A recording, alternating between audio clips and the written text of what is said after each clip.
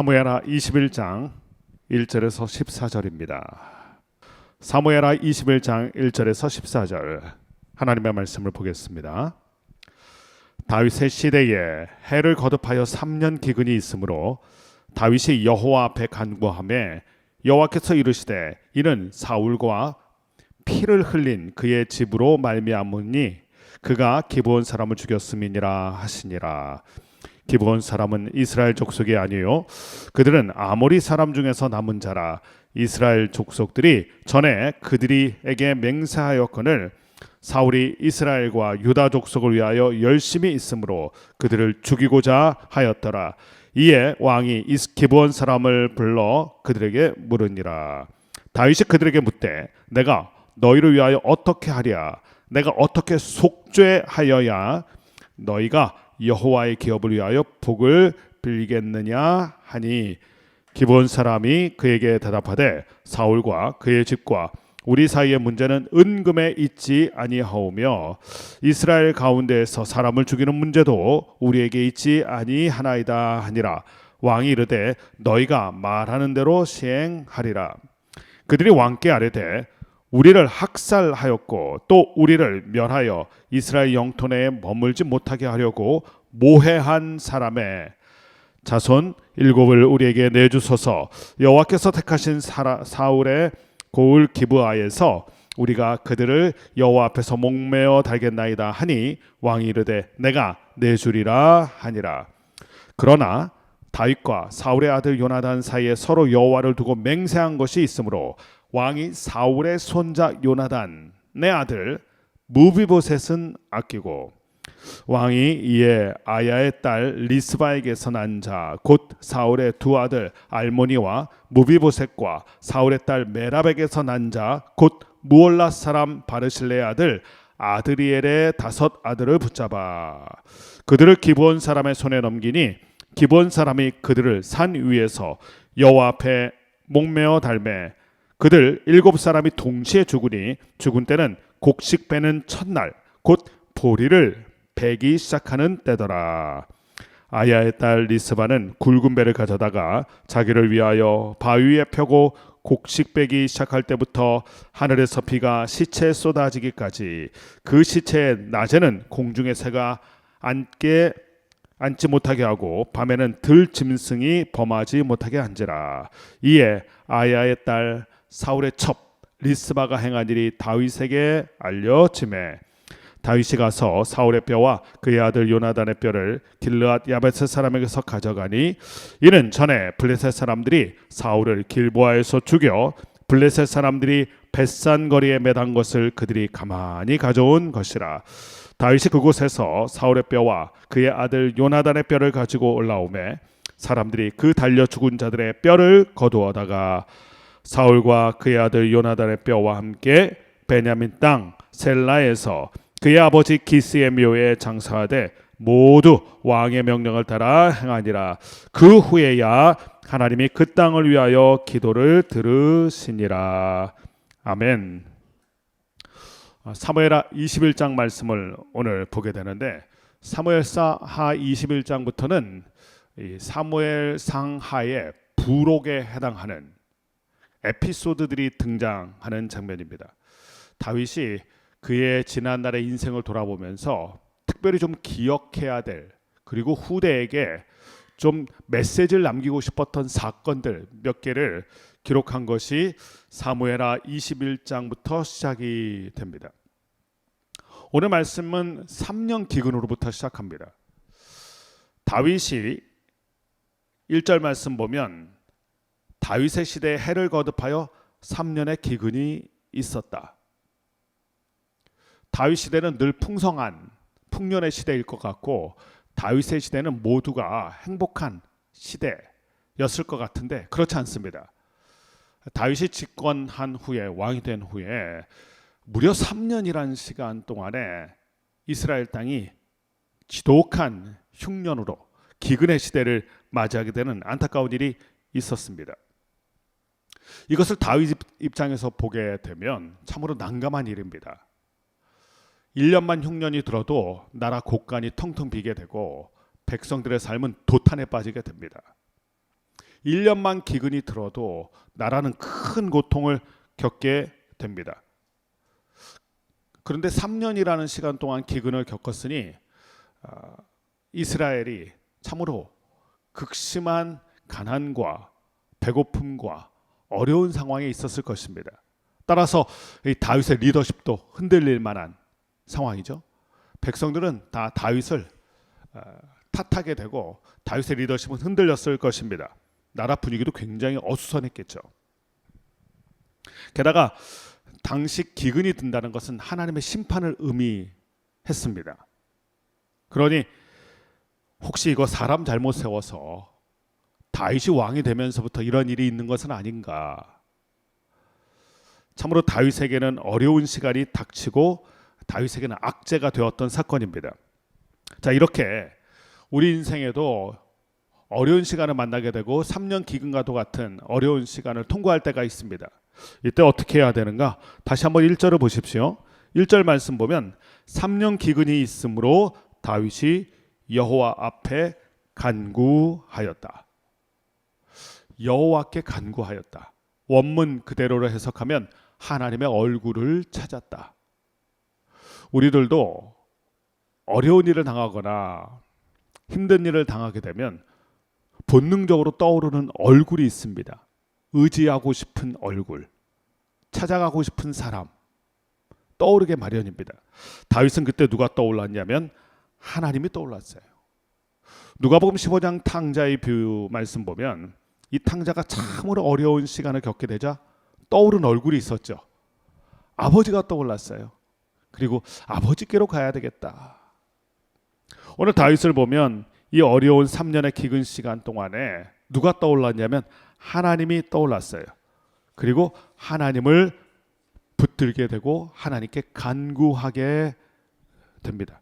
그때 하나님께서 이 3년 기근의 원인을 알려주세요. 사울과 피를 흘린 그의 집으로 말미암으니 그가 기브온 사람을 죽였음이니라. 기도를 통하여서 우리가 얻게 되는 두 가지 축복이 있습니다. 첫 번째는 기도를 통하여서 문제가 해결되는 것을 볼 때가 있습니다. 하나님의 강력한 은혜의 능력에 문제가 단번에 해결되는 응답을 받는 경우도 있고요. 또 하나 기도의 축복은요, 기도를 하면 그 문제가 왜 생겼는지 그 문제의 본질을 깨닫게 됩니다. 오늘 말씀 보면 3년 기근이 왜 일어나는지 다윗은 알 수가 없었습니다. 그래서 더 고통스러웠을 거예요. 그때 하나님께 매달려 기도했는데 하나님이 이유를 알려주셨습니다. 왜 3년 기근이 그 땅에 들었는지. 그것은 바로 사울 왕이 무자비하게 기브온 사람을 학살했기 때문이다. 오늘 1절에 기브온 사람이 등장하죠. 그리고 2절 말씀 보면 이 기브온 사람들이 어떤 사람인지를 알려주는데 이스라엘 백성들이 아닙니다. 그런데 어떻게 이스라엘 백성들과 같이 살게 되었을까요? 이것은 여호수아 9장의 말씀으로 돌아가 봐야 됩니다. 여호수아와 이스라엘 백성이 가나안 땅에 와서 전쟁을 벌이게 됩니다. 하나님의 약속의 말씀처럼 그 땅을 차지하라. 파죽지세로 여호수아와 이스라엘 백성이 그 땅을 점령해 가기 시작했는데 그때 아모리 족속 중에 하나였던 이 기브온 민족이 도저히 힘으로는 이스라엘 백성을 상대할 능력이 안 된다. 그래서 한 가지 꾀를 냅니다. 멀리서 온 사람처럼 행색을 누추하게 만든 다음에 이 여호수아를 찾아가서 화친 조약을 맺게 돼요. 우리는 기브온 민족인데 멀리서 왔습니다. 우리는 당신들과 갈등할 일이 없으니 우리를 보호하겠다는 약속을 해 주십시오. 거짓으로 화친 조약을 맺게 돼요. 그때 여호수아가 그들을 받아주게 되었고 민감하게 분별력 있게 행동하지 못하면서 그들을 살려주겠다는 약조를 하게 됩니다. 근데 이게 나중에 밝혀지게 되죠. 그런데 약속을 했기 때문에 여호수아와 이스라엘 백성들이 그 기브온 민족을 받아들이게 되고 이스라엘 백성과 더불어 함께 살게 된 것입니다. 그런데 시간이 한참 지난 후에 사울 왕의 시대, 즉 이스라엘 백성에게 왕이 생기고 강력한 왕권이 세워진 다음에 어떤 일이 벌어지게 되냐면 2절 말씀 보십시오. 사울이 이스라엘과 유다 족속을 위하여 열심히 있었다. 즉 사람들에게 잘 보이기 위해서 이스라엘 백성과 잘 더불어 살고 있었던 기브온 민족을, 그 양민들을 학살하게 되었다는 것입니다. 이것을 통하여 사울이 얻고자 했던 게 있죠. 사람들의 인기. 사울왕을 보면 안타까운 게 있습니다. 하나님을 향한 열심은 없어요. 그런데 사람들을 향한 열심은 있습니다. 결과는 어떻습니까? 하나님을 향한 열심을 가진 사람은 누군가를 살리며 살게 됩니다. 그런데 하나님을 향한 열심이 아니라 사람들에게 잘 보이기 위해서 그런 열심을 갖고 있는 사람은 누군가를 희생양으로 만드는, 누군가를 죽이게 되는 이 안타까운 일을 벌이게 된다는 것입니다. 사람들을 향한 열심은 있었다. 사람들을 향해서 그 열심을 가지고 인기를 얻기 위해서 기브온 민족, 이스라엘 백성들의 입장에서 보면 기브온 민족이 탐탁지 않았던 거죠. 그런데 사울왕이 이번 기회에 쓸어버려서 이스라엘 백성에게 좀 더 인기를 얻고자 했던 것입니다. 근데 여기서 좀 이상한 게 있죠. 잘못은 사울왕이 범했잖아요. 그러면 사울왕 시대에 이 3년 기근이 있어야 되는데 1절 말씀 보면 아무 상관도 없는 다윗의 시대에 3년 기근이라는 끔찍한 어려움이 있었다는 것입니다. 애꿎은 두꺼비 돌에 맞는다라는 말이 좀 생각이 나는 것 같아요. 다윗으로서는 이거 억울한 일이죠. 그런데 이것을 통하여 우리가 알게 되는 게 있습니다. 사울의 시대가 끝났다고 해서 사울의 죄가 끝나는 것은 아니라는 겁니다. 사울왕이 벌렸던 그 끔찍한 죄가 나중에 다윗의 시대에 어려움으로 나타나게 돼요. 죄는 그 사람이 사라진다고 없어지지 않습니다. 성경 말씀에 이런 말씀이 있죠. 아버지의 죄가 3, 4대에 이르게 된다. 사울의 시대는 끝났지만 사울이 범했던 죄는 그 다음 세대에 이어져서 그 다음 세대가 고통을 받게 됩니다. 우리에게 한번 적용해 보면 이렇게 적용할 수 있습니다. 우리의 죄 때문에 우리의 다음 세대가 고통을 당할 수가 있어요. 우리가 하나님 앞에 저지른 끔찍한 죄악 때문에 우리의 다음 세대가 그 끔찍한 고통을 당할 수 있게 된다는 것입니다. 이게 죄의 심각성입니다. 그러므로 우리가 그 죄를 범해서도 안 되고, 죄를 범했다면 우리의 시대에 하나님께 토해내고 회개하는 일이 필요한 것입니다. 한편 이 3년 기근의 뿌리 왜 생겼는지를 명확하게 한 다윗이 기브온 사람들을 불러서 사태를 수습하게 되는 게 오늘 본문에 계속해서 이어져요. 자초지종을 들어보니까 이게 사울왕 때문에 일어난 것이다. 그래서 기브온 민족에게 가서 어떻게 해줄까? 내가 어떻게 너희들의 그 억울함을 풀어줘야 되겠나? 그들에게 물었더니 그들이 다윗 이렇게 만든 사울의 집안 사람들을 7명 우리에게 내주십시오. 7이라는 숫자는 완전수 아닙니까?